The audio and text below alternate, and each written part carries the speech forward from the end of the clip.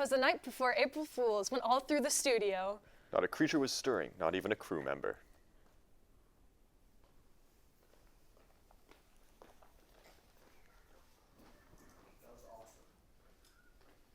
Well, they aren't supposed to be. The mugs are held by anchors with care. In hopes that the April Fool monster will soon be there. Hold on, the April Fool monster, that is totally not a thing. I think you made that up. No, I didn't. Everyone grew up listening to the bedtime stories about the April Fool's monster. Didn't we? All right, let's ignore that. It's April Fool's week, y'all, the best time of the year. Our show prank this year is getting more views than on the other two shows. Oh, wait. We do that every year. So sit back, relax, and enjoy another episode of your favorite Tiger TV show, Studio 21. Woo!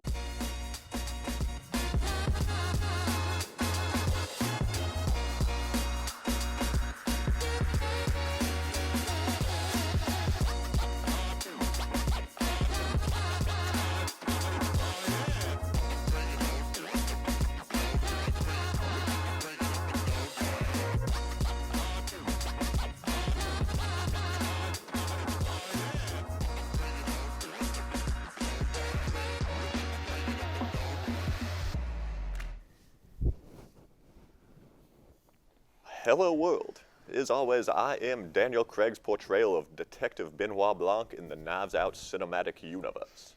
And I am, of course, Jane Porter, Tarzan's ex-wife. It's a pleasure to be here again, especially by the side of such a handsome and well-spoken man. Ever since my husband mysteriously disappeared, I'm back on the prowl for another slice of man meat. Mysteriously disappeared, you say? I'm truly sorry for your loss. I could probably help you find some closure if you'd like. You could help me with something, I'm sure, but dear to gossip, so gossip we shall. What exciting news do you have for us, Betty Boo? My, what a forward woman you are. I do have some information I'd like to share with the public, in true fool's fashion. Taylor Lautner and Taylor Lautner are expecting a child. I'm sorry, my dear. You appear to have blundered. You said the name twice? I did, but it was no blunder. It seems as if a man named Taylor Lautner married a woman named Taylor and she took his last name. Why she agreed to that, I don't know. Oh, I think it's romantic, taking your partner's last name. Jane Blanc has a nice ring to it, don't you think? I would say that beauty is in the eye of the beholder. I wish the Taylors well, and I do hope for the child's sake that they do not name the baby Taylor as well. Now that would just be cruel. Moving to a subject near and dear to my heart, voting. Trinity's University student government is electing a new president, and 2 women are running off election, Nellie Clark and Aisha Farouk. This is very important to me because back in my day, women couldn't vote, let alone hold office. Now isn't that just terrible? Men have far too long been holding all the power. It's wonderful that a woman will be the student president of Trinity, no matter which candidate wins. Your admiration for women really speaks to me. I think that women are incredible, strong, multifaceted creatures. I admire them and respect them with my whole heart. Refocusing the election results tomorrow, will be revealed tomorrow, so good luck to both candidates. I'm sure either of y'all would do a wonderful job governing the Trinity student body. What a gentleman. Are you doing anything after the segment?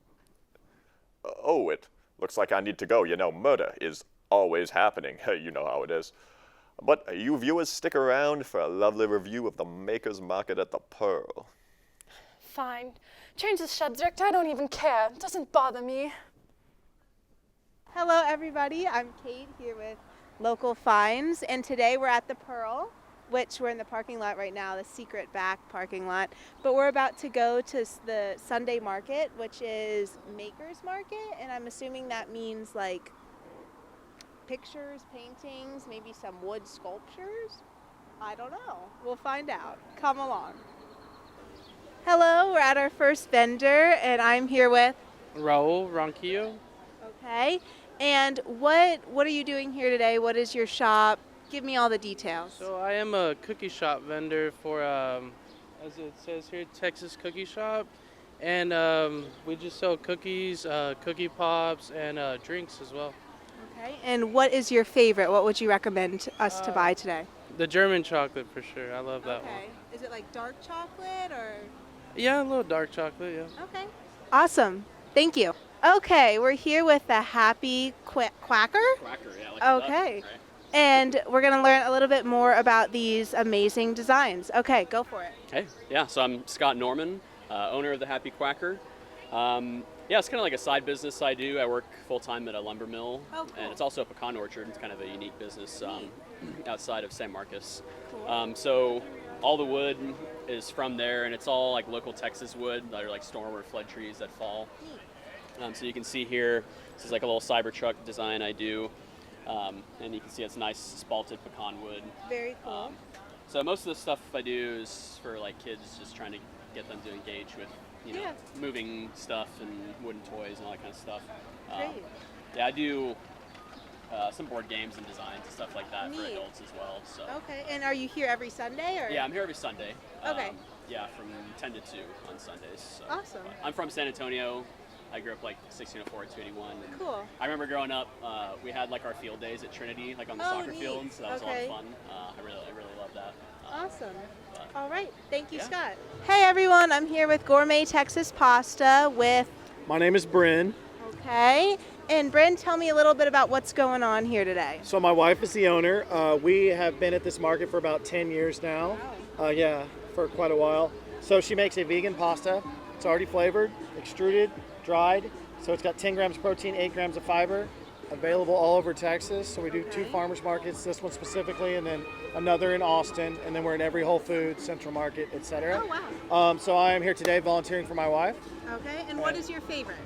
I would have to say I'm a garlic lemon pepper person. Okay. Shrimp scampi, chicken piccata, scallops, Sounds anything with pretty those good. citrus notes to them, I can adhere to. So Okay. Thank you, Bryn. absolutely, thank you guys. Hey, everyone. I'm here with Bicomb, and I'm here with Rhonda. Okay, and Rhonda, tell me a little bit about what you have in your offering today. Okay, so we're a family business.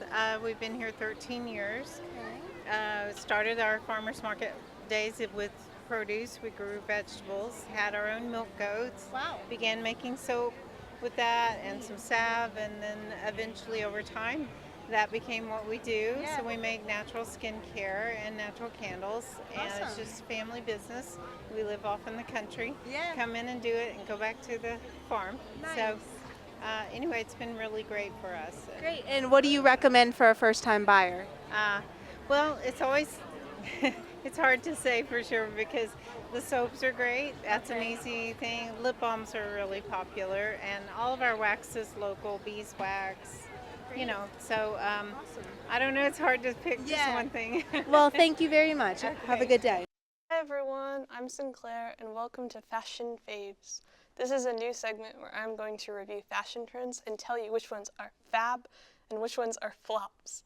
I'm talking about Y2K today, which I think is really fun. I think it definitely looks like better on certain people and not on others. I think it really just depends on your style, and also makeup is a big thing. I really enjoy it. I definitely like doing a Y2K look every few months or something, because I just like to bring back the past a little, guys. But yeah, I think it's a good trend, and we should bring it back more, guys. Thank you. And now please enjoy part 2 of my Milan Fashion Week review. Today, I'm talking about Milan Fashion Week, and I'm very excited to do it. So let's get started. I was actually kind of disappointed with Prada. I was surprised. I had really wished to see more. I don't know. I think this might be a hot take, but I feel like Prada is trying to cater itself to the Miu Miu consumers since they're so ingrained with each other. I feel like they're trying to start appealing to younger consumers with the Prada brand, but in my opinion, they should really just stick to it as Miu Miu, because honestly, when I was watching it, I was like, this looks like a Miu Miu show, and I don't understand why it was a Prada show. It was a lot shorter than the other two as well, which it just it felt like they were cramming looks on top of each other. There was too much layering, I think, and you didn't get to see each individual item very well. So that was a big critique for me. I don't know, the makeup wasn't that good to me. I think they just really had black smoky eye, but it wasn't, I don't know, it wasn't like the supermodel vibe that Gucci had. I don't think the makeup was as good. I'll put pictures on screen, but I definitely did not like it as much. Oh, I thought the best look was at 451, but the thing is, again, like when I'm looking at that look, it just looks like a Miu Miu look. I really did like that one though. I was a Miu Miu fan that I am. It gave very like student type aura, which is what Miu Miu usually does. I loved the silhouette. I think the show in general was like a combination of very feminine silk dresses and more masculine shaped sweaters, which I thought was kind of an interesting combo, but I feel like they didn't execute it very well. It's funny because the only other outfit I really noticed from the show was at 7:33, which was actually very similar to the outfit I just mentioned. I wish it had been, I don't know, I just wish there was more classicness to the looks, because I feel like where Gucci was like ultra classic, Prada was like super funky and super innovative, but a lot of it didn't work, in my opinion. I think they had some good details, like nice jewelry, and some of the boots were pretty cool, but overall it wasn't, I don't know, I just feel like it didn't hit as much for me. I give Prada a 5.5 out of 10 just because I know they can do better, and I've seen much better shows from them, so that's what I'm gonna.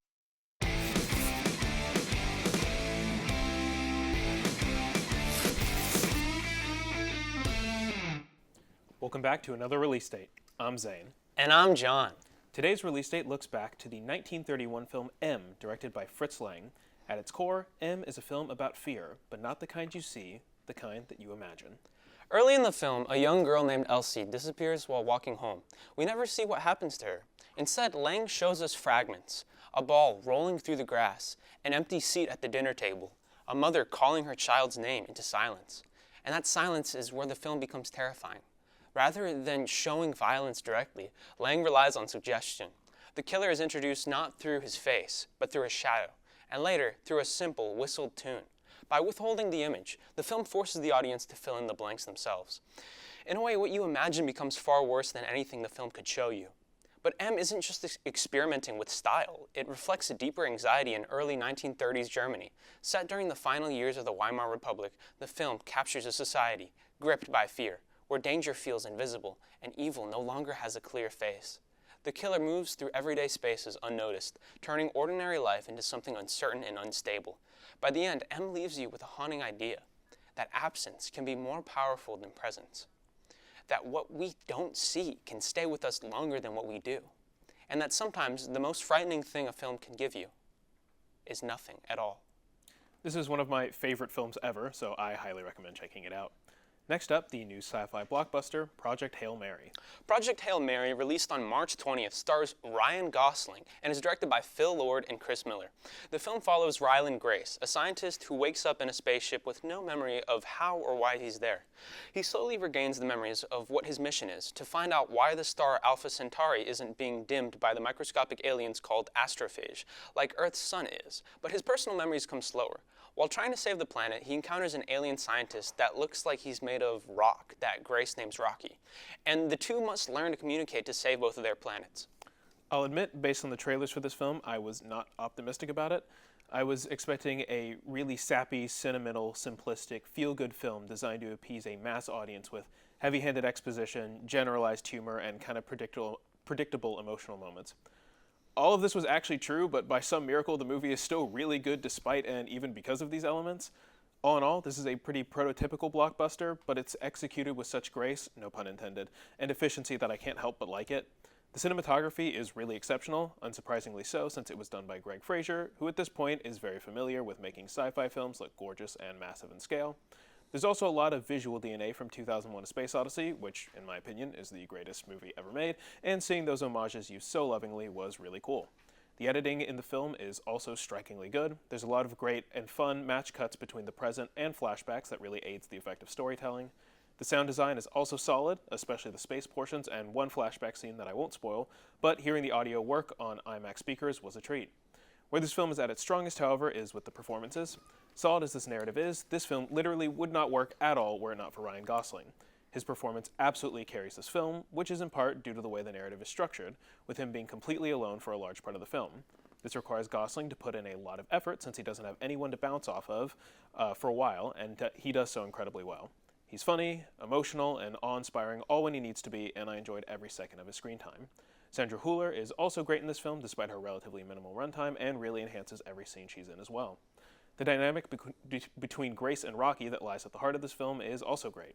The progression of their relationship, how they learn to communicate with each other, the bits about their personalities and personal lives they bring out of each other, and the bond they form all come together in a really satisfying and organic way, and I was extremely invested in the well-being of that rock. For a relatively formulaic, feel-good blockbuster, the technical and formal elements of this movie are executed so well that I really can't help but like it. This is a great, beautiful film, and you should see it on the biggest screen possible for those visuals. Unless you're going just to look at Ryan Gosling, then you are not allowed to go see it. Our EP says that no one is allowed to crush on him besides her, and that all others need to back off. Obviously, we must follow her rules. Anyways, let's move on. The music video of the week.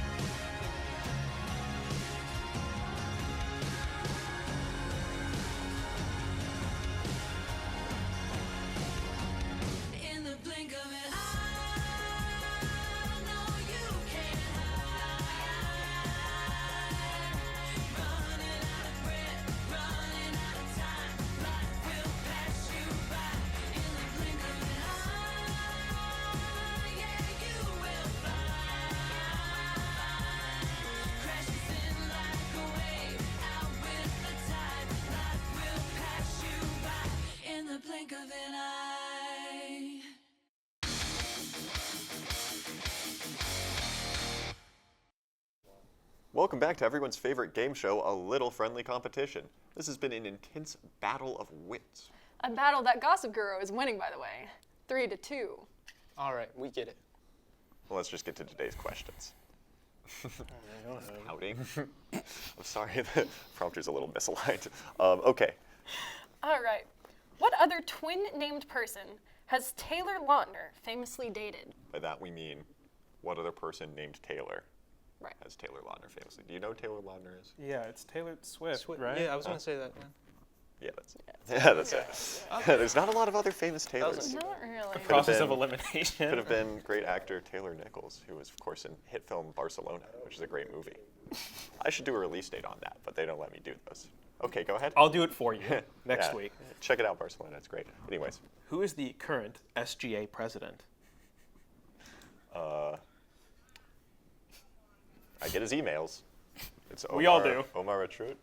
Oh, Is that how yeah, you pronounce Omar his name? Richard. You got it. Yeah. Okay, Nice. okay. Yeah, see? I get his emails. We I get his emails. He reads them. No, I just see who sends them. And I've been getting his emails for a while. And by for a while, I mean a year. All right. Yeah, because that's like how long he's been okay. president. Just So don't that be actually mean to like me. lines up Wait, pretty wait, well. wait, but you know what I hear? I hear that it's 4-3 now. I mean, it's still the same Stop doing difference. that. I need to be Okay, put Yeah, down. we were still It winning. seems That's like what we I have mean. more We're points. still I don't think winning. you can say that on air. And Well, that's what we have for you today on Studio 21. we hope you all have a fun and super prank-filled day tomorrow. See you next week. You won't want to miss it. That was a close one. Are we doing the crane? Fist bump. Are we doing the crane? Wait, wait. Are we doing the